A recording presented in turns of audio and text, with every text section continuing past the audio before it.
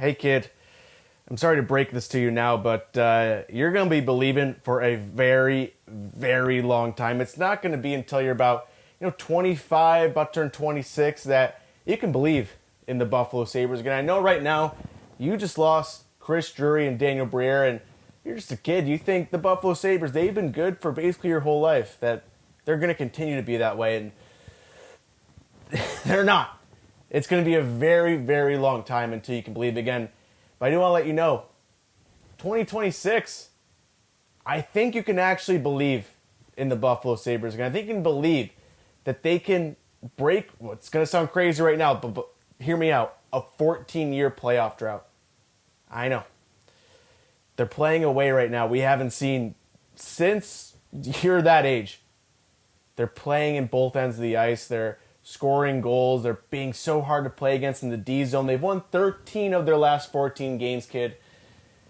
And it's going to be a long road to get to this point. And I'm not saying right now that everything is solved and they're going to go to the postseason. But right now, the way they're playing, if they stay healthy and they can do it, you have something to believe in. And folks, to break the fourth wall in this magical moment here, I think we can believe in the Buffalo Sabres again. I think we can. Now we have some scary things we're going to talk about in this game, but for the most part, the Sabres, they're back.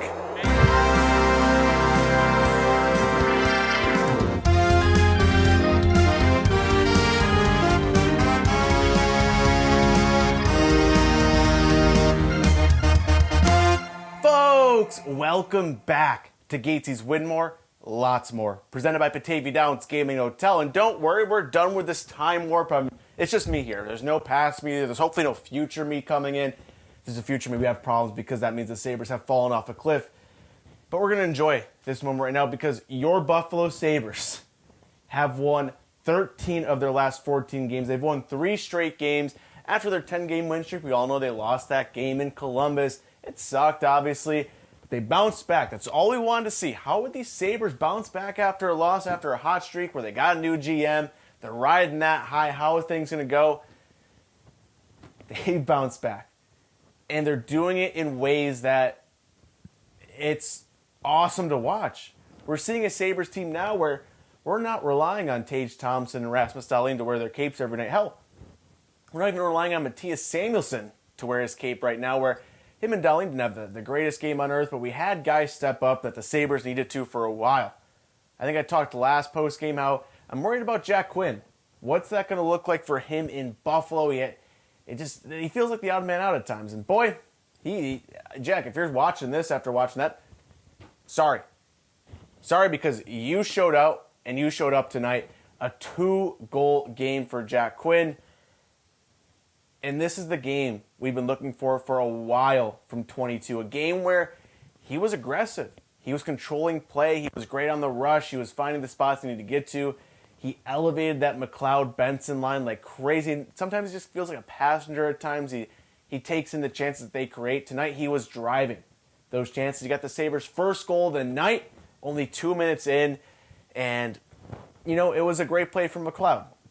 Yeah, you got a pass over. You got 2-on-1.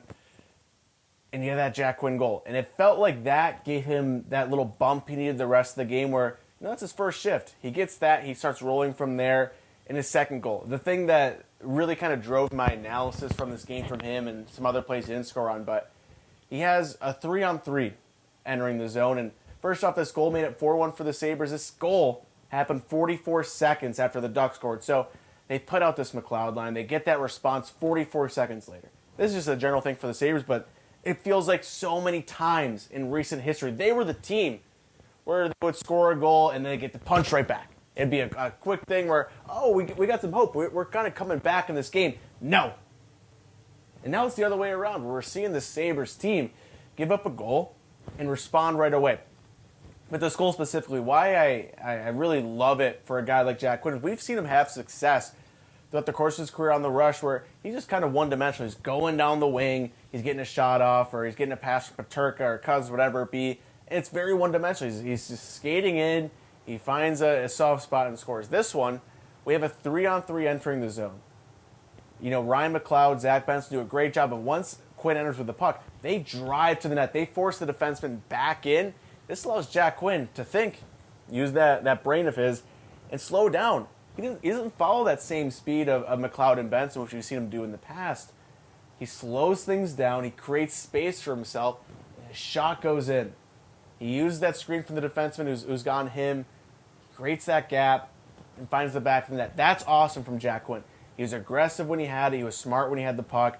And throughout the course of the night, he was the big reason why the Sabres won tonight when he scored 2 goals.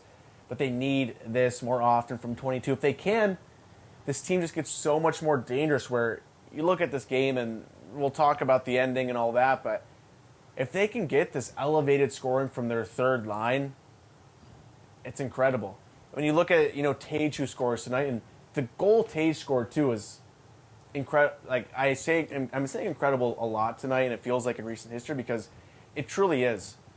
Everything that's happening right now is so otherworldly from what I'm used to with the Sabres team, where we all can picture our heads, close our eyes at home, think of a Tage Thompson goal, thinking of a one-timer, he's doing Tommy Dangles, he's putting out his cape.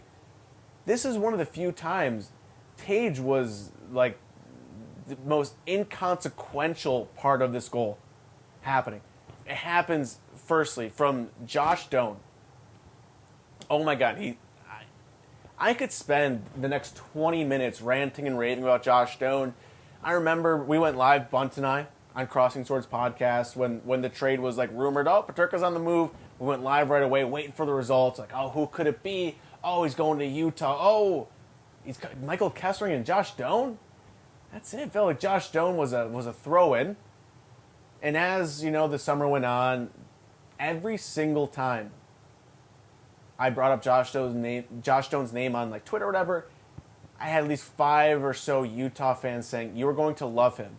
Every single fan had nothing but positive things to say. He works hard. He does the little things right. He is awesome. He didn't get the chances in Utah he probably should have, and we're going to miss him dearly. And Utah fans, they know puck, because Josh Doan does everything right.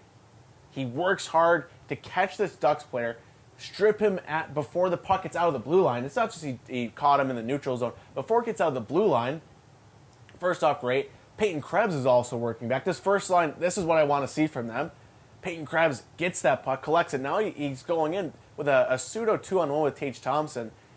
Peyton Krebs reminds us he's a first-round pick. Big part of that Jack Eichel trade all the way back then.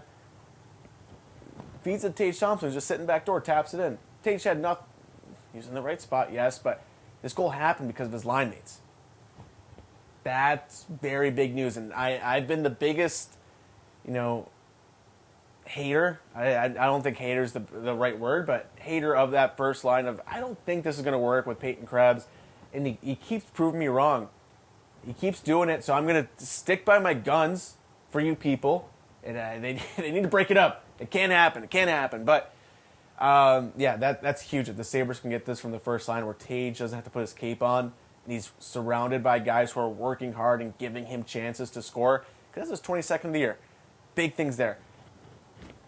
The other goal from the Sabres to put him up 3-0, Bowen Byram. Bo, his 10th of the season. He has now 11 points his last 9 games. He is on the run of his life. The run of his life right now.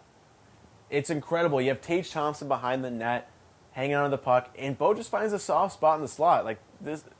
This is what the Sabres also need from him. Where we see him, we know he skates well, he's good with the puck, but a lot of times he gets too crazy. It's just too much. This run, he's been awesome, just kind of slowing things down just a little bit, bring it back just a little bit, and just doing and being in the spots he needs to be in. Whether that be defensively, whether that be in the O-zone, he's finding his places to jump into plays, and he's being rewarded for it. This is what the Sabres have needed from Bo. It is so exciting. And I need to tone things down because, Norris got the empty netter, so good for him. But I need to tone things down a bit because we are seeing, not to rain on our parades, because this is a good moment. The Sabres are in the first wild card spot right now. But we are seeing a slightly concerning thing of the Sabres just, they're getting these big leads in the third and just kind of falling apart defensively. They're not doing the things that they need to. You look at tonight, the Ducks get 3 goals in the final 5 minutes of the game. Those 3 goals come in 4 minutes as well. Can't happen. Absolutely cannot happen. And, they get bailed out because they built up a lead. They get the empty netter, but this is going to bite them in the ass at some point. We've seen them escape a lot throughout the winning streak, throughout recent games. It's a scary thing. You can't really afford to do it. You look at the Rangers game as well. I'm not a big fan. Big fan of that from them, but, they're going to learn. They're going to figure it out, and hopefully they avoid it, so learn from it. You can't give those chances up, but a guy I want to shout out tonight, who I got 2 guys, mainly. First one, a guy who's such a big part of this team. I'll talk about him a lot on the Crossing Swords podcast, so if you're not listening to that, please do. That'd be awesome. Thank you. But Zach Benson, I don't talk about him a lot in these post-game shows because a lot of the times he's doing the work that's underappreciated, and, hand up, I'm not talking about it as much, but tonight he got rewarded for that. We saw him driving the play. He, got a penalty shot. He didn't score on it, but he had 5 shots on goal. He had 2 assists. We're seeing that line's contributing. It's all kind of coming together from him, and it's, folks, I need control. Just how excited I'm getting about the Sabres team because we've all been there, done that with them, but we're seeing these guys who we're like, oh, eye test, this is good, but the stat-wise isn't fully there. We're not getting that big picture of, he's doing the right things, but he's not getting the points on top of it. Right now we're seeing that a little bit more with Zach Benson, and that's exciting. The last guy I need to talk about, the biggest thing from this game, I'm sorry I'm waiting about at the end, but Ukko-Pekka Luukkonen. He's here. And I remember all summer, besides people telling me that we need to buy out Matthias Samuelsson, that the Sabres need to trade UPL because he's garbage, they told me that at the course of the year. I don't like to stand on my morals too often, but this is what I was talking about when I'm like, the Sabres should not trade Ukko-Pekka Luukkonen. He's a good goalie. He just needs, to calm things down a bit. He's a very good goalie. The Sabres were giving up way too many high-danger chances with him on the ice. We're seeing them now. The Sabres are playing a much better game defensively. And Ukko-Pekka Luukkonen's last 6 games, thanks to our friend Carson at Crossing Swords, he's 5-1 in his last 6 starts. The only loss was that Columbus game where the Sabres hung him out to dry defensively. But in those last 6 starts, he's at obviously 5-1. He has a .933 save percentage, a .218 goals against average, and a plus 6.6 goals saved above expected. Ukko-Pekka Luukkonen, and these stats too are with the Sabres falling apart in the last handful of minutes in the game. He had a shutout. For someone at home said the word before the Ducks scored. I know someone did. If you did, just own up in the comments. That's okay. But he has truly been awesome. You see the Sabres build these leads up. They can't do that unless UPL shuts the door from the get-go. We saw him, in the winning streak as well, giving up 1 early and shutting the door. This is good. We can all be happy. Even if you don't like Ukko-Pekka Luukkonen, we can agree. Him saving pucks like he is good for the Sabres. So, let's enjoy this tonight, folks. Let's just enjoy this. It's a Saturday night. We have a big, I know you're not all Bills fans, but, I am. Bills game tomorrow, playoffs, always exciting. You hear Bills playoffs games, and it's nerve-wracking, and you just can't help to think what the Plaza could potentially look like this spring if the Buffalo Sabres continue to play like this. But, folks, let me know your thoughts on the Sabres team down below. I love reading your comments every single post-game video. Let me know down below. I'm trying to reply to all of them. Please like, comment, subscribe if you're still here, and thank you for still watching. It means a lot to me. And I'll see you all on Monday when the Sabres take on the Panthers in Game 2 of their 5-game homestand. Until then, let's go Sabres.